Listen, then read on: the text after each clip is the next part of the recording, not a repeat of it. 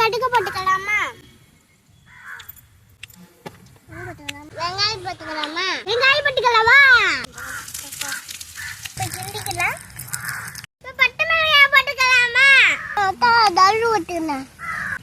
அடுத்த தட்டுல பூண்டு இருக்கு, அதே போட்டுக்கிறேன். இப்ப நல்லா வதங்கிடுச்சு. இப்ப முருங்கைக்கீரையை போட்டுக்கலாம்.